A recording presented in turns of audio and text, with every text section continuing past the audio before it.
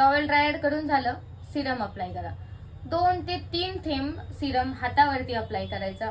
Length वरती हलक्या हाताने सिरम यूज करायचं, म्हणजे सिरम अप्लाय करायचं.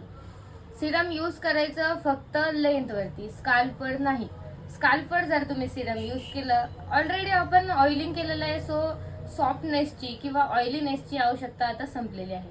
सिरम यूज करून आपल्या स्काल्पला कन्फ्यूज करायचं नाही, ऑइल गरजेचं की सिरम गरजेचं. यासाठी फक्त सिरम लेंथ वरती अप्लाय करा बस. एक हो, सर्वात मेन म्हणजे सगळ्यात इम्पॉर्टंट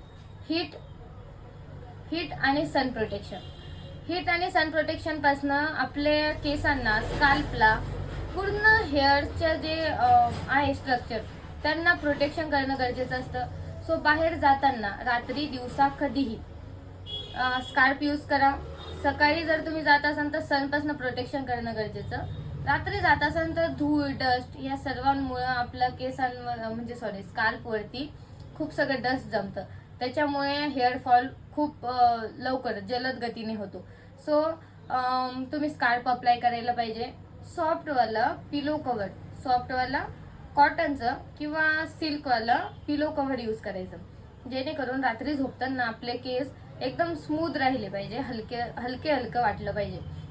असं रफवालं किंवा एकदम धूळवालं पिलो कव्हर अप्लाय करायचं नाही, जाडवालं सुद्धा नाही, आणि वर्कवालं तर बिलकुलच नाही. सो त्यासाठी सॉफ्टवालं हलकं कॉटनचं पिलो कव्हर यूज करणं गरजेचं आहे. आणि स्ट्रेटनर, जर तुम्ही स्ट्रेटनर यूज करत असाल, स्ट्रेटनर किंवा ड्रायर, खरं तर स्ट्रेटनर आणि ड्रायरचा यूज थोडाफार कमी प्रमाणात केलेला चांगला असतो, टाळला तर खूप बेस्ट. पण जर तुम्ही करत असालच, तुमच्या लाईफस्टाईलमध्ये त्याची इतकी अडचण असेलच की ते तुम्हाला करावंच लागणार आहे, तर तुम्ही हीट प्रोटेक्शन स्प्रे अप्लाय करायला पाहिजे. हीट प्रोटेक्शन स्प्रे आपल्या केसांना स्ट्रेटनर आणि ड्रायरच्या उष्णतेपासून प्रोटेक्ट करतो. So heat protection spray apply करायला विसरू नका, तरच स्ट्रेटनर आणि ड्रायर यूज करा.